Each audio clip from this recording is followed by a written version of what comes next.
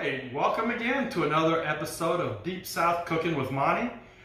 Tonight we're going to be cooking some smash burgers. This is the hardware that we're going to be using. First is my Blackstone smash burger. I've also have a bacon.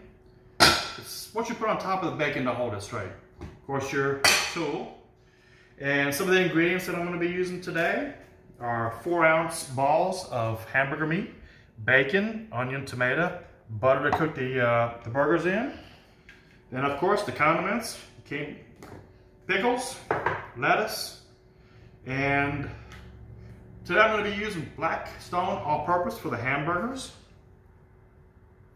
So, well, the next step is for me to cut up the condiments and we'll get going outside on the grill. Alright, here we go. We've got the condiments and everything ready to go. I'm checking the grill surface.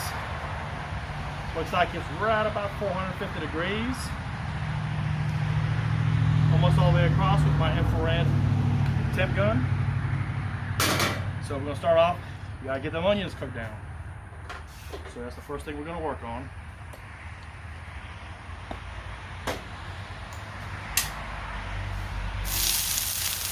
Nice and hot. I didn't make too many onions because there's not too many people in the family that like them. However, I do, and so does my wife. Kids, they can do without them for all they care. As long as they got a cheeseburger, they're good to go. They're happy. I got the temp up pretty high on purpose because I wanted these things to cook pretty quick.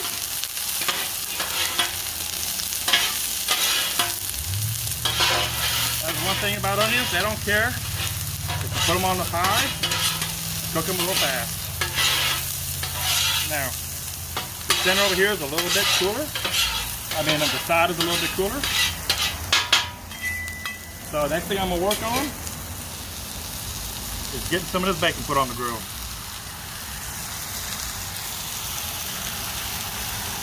Guess I might as well grab the whole thing. Now, how can you enjoy a hamburger if you ain't got some bacon to go along with it?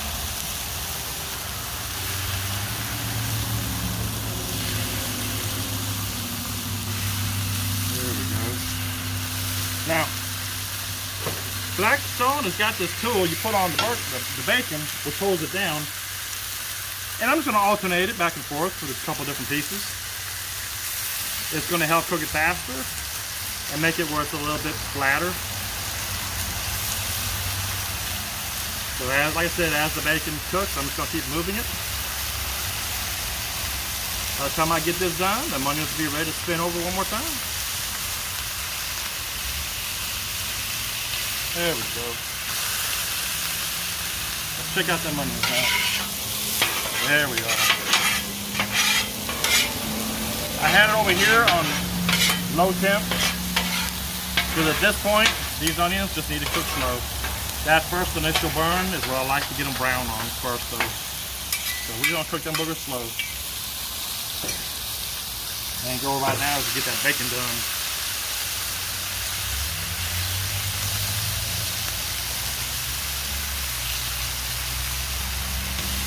Woo-wee.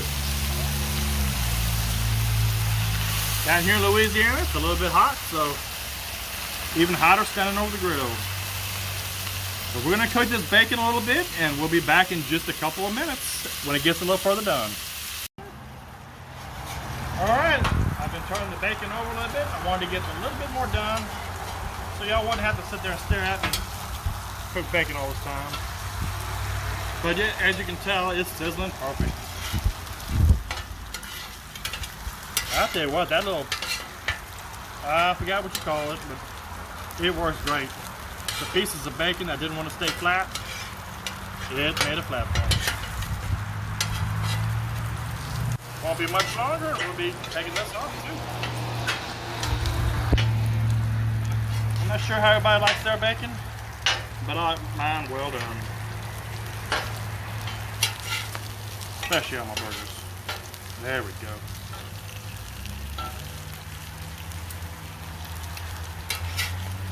I give this bacon another 1 or 2 more minutes, it'll be ready.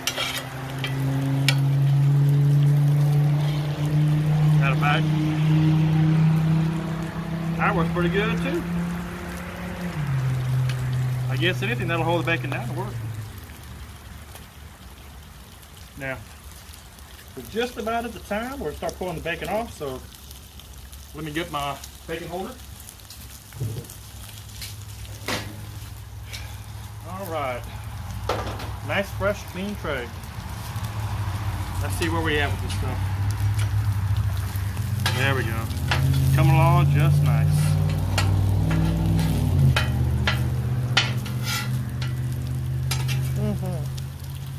Move that around, flip this part here.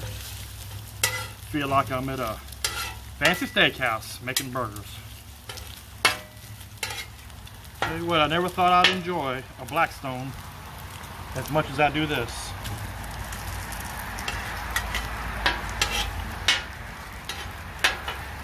And also, all this mess that it would have made in my house ain't gonna be there because it's all out here. And it really is not even making a mess. Look at these two pieces. That's about how I like to get them cooked. Perfect. Nice and little crisp to them. I don't like if the fat ain't rendered all the way down. We're gonna do that one up. I think we're probably just about done with that. Put that on the side. There we go.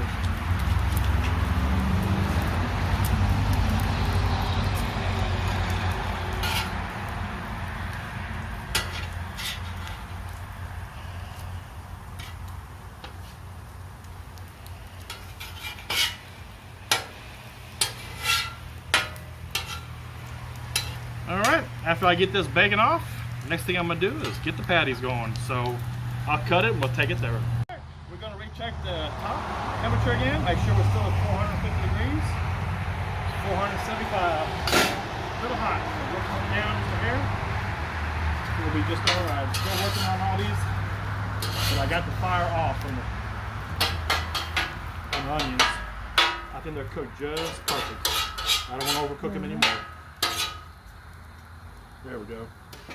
Now, now I left the bacon grease on the griddle because it's just very thin, but I think it's going to add a lot of flavor. And I wanted some butter too. So, who doesn't like butter? There we go. Come on.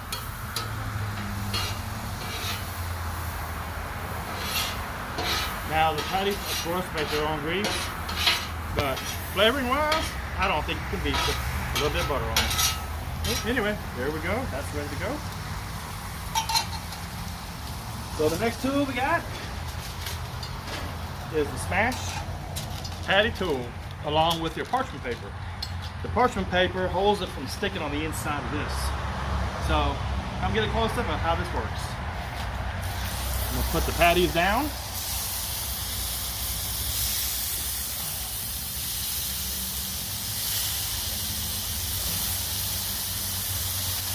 I think we're making some patties inside now. Alright, put the parchment paper on it. Push it down, you hold it for 10 seconds. There's a couple more burgers inside.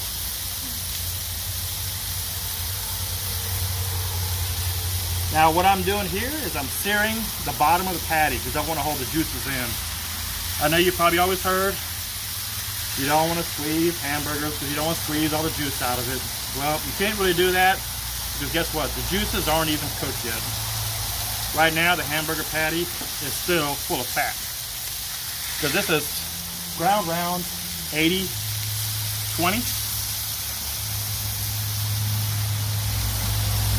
And what you're trying to do is let the grease, as it cooks, the grease is going to come out after it liquefies. So right now, we're just building a good crust on the bottom. And the tool is actually heavy enough where you can let it go and you got to worry about staying over the hot pot.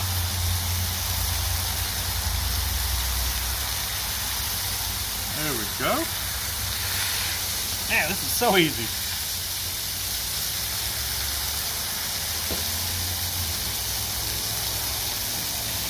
Almost my way through.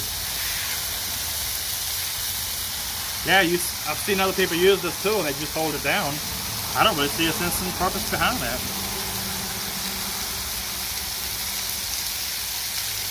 Maybe they're using more hamburger meat. Our choice today has been to use 3.5 ounces of hamburger meat.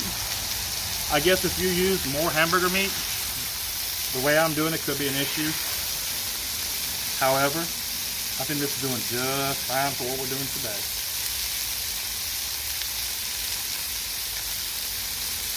All right, we're on the last one.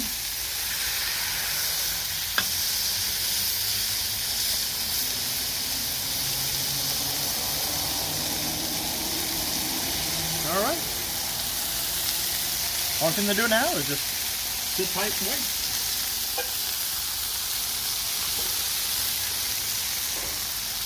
Ready, my helper? Can you watch this so I can put the burgers on it when we get done? Yep. Now, while we're waiting on that to cook, you probably asked already, where's the seasoning? Well, you know what? I'm going to use this now.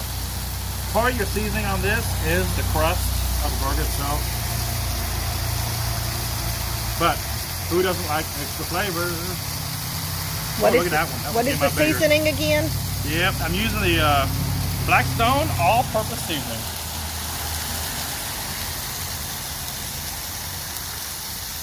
There we go.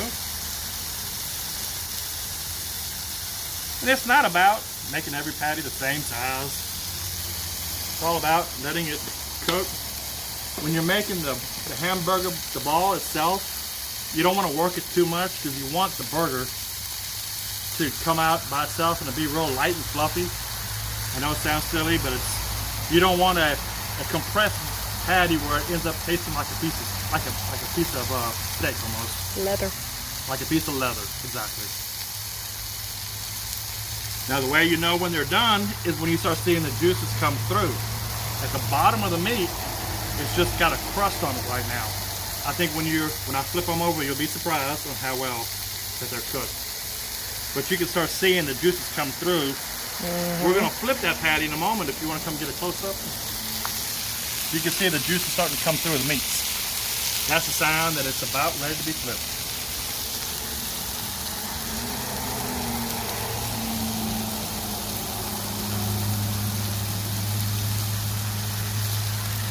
Now, we've been waiting long enough to get the onions. I was just letting them rest over here. There we go. Now, we're just going to take everything and bring it inside and put it together, of course.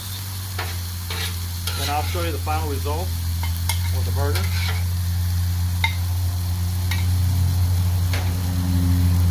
There we go.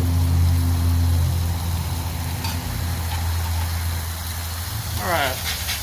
Let's see what that thing looks like. Look at that.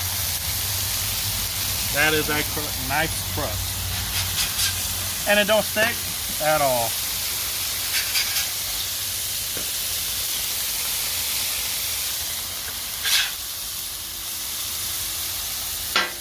I'm trying not to flip them too early because I did those squishings on those first. Or smashing.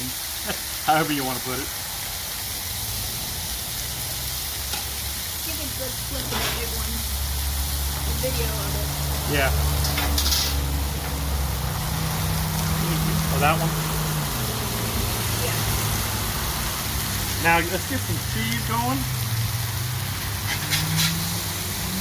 Oh yeah. My Lord.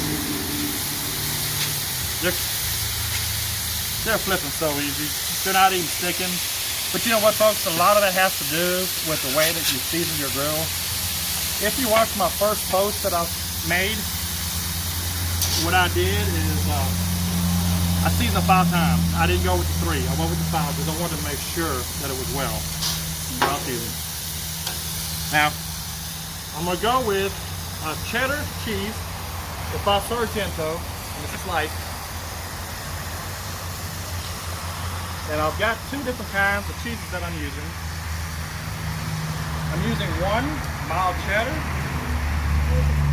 Come on in a little bit. And the other one is a Colby Jack, because I like my food with a little bit of spice on it. And that big one right here has got my name on it, so it's my cheese. There we go. Now, I need 2 more of each. Thank you. Whoop, whoop. Don't worry about the mess. Clean it up after you eat. Right now, it's all about the fun. So, I don't even need that. Let's get the pan over here. And I think we're going to go ahead and pull these out.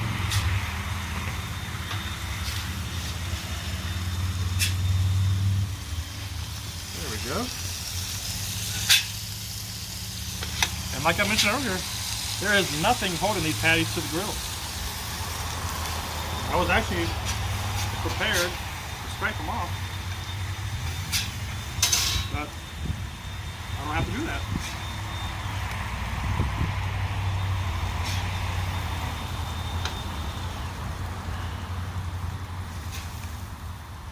All right, get a close-up of the patties, and we're going to be walking inside, and we'll put these burgers together. Well, folks, I almost forgot the buns. Anyway, today we're going to be using these artesian-style buns, and the good news is no artificial colors and flavors, high fructose corn syrup. So I'm trying to eat a healthy hamburger. I hope this works. Anyway, that's supposed to be funny. Now, the grill is still hot, and I want to toast these buns, but I want to pre-butter them.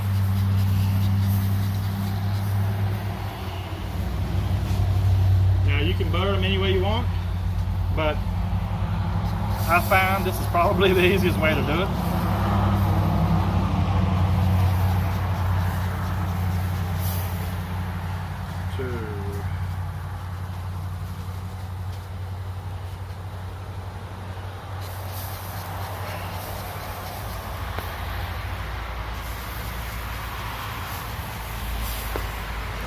All right, one more.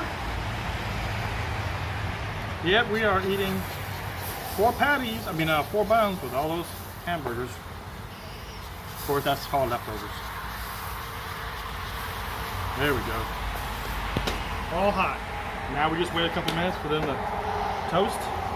You can see where it's already toasting. You push them down just a hair. Well, I can hear them singe when I do that.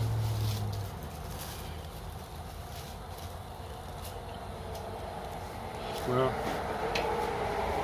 there we go. I think I can turn the old grill off by now because it's going to be staying hot for a few minutes as it is. I took the onions off and just put them inside a bowl. They're still plenty hot. There we go. Look at that. You strip that off.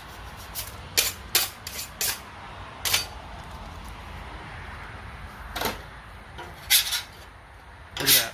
Yes. Is that the, oh my God, perfect bun?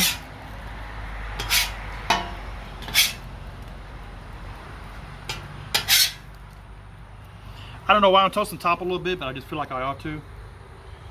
Because I can. But folks, that's it. I'm gonna put these together, bring them inside. We're gonna put these burgers together. All right, folks, we're inside the house. Just wanted to give you a little bit of video on what we got. We got the burgers, the vegetables, onions, bacon, and of course, the elusive bun, toasted. So anyway, we're gonna put a hamburger together and I'll do one final shot. All right, we're back inside and I've got the burger put together. Just wanted to show you one quick little glimpse of it. This is the smash burger. We got the 2 patties, the onions, the bacon, all the condiments on here. Couldn't leave off the chips. So all I got left to do now, put it all together, squeeze it, and eat it. Before it's all gone, I just wanted to show you one close-up of the burger.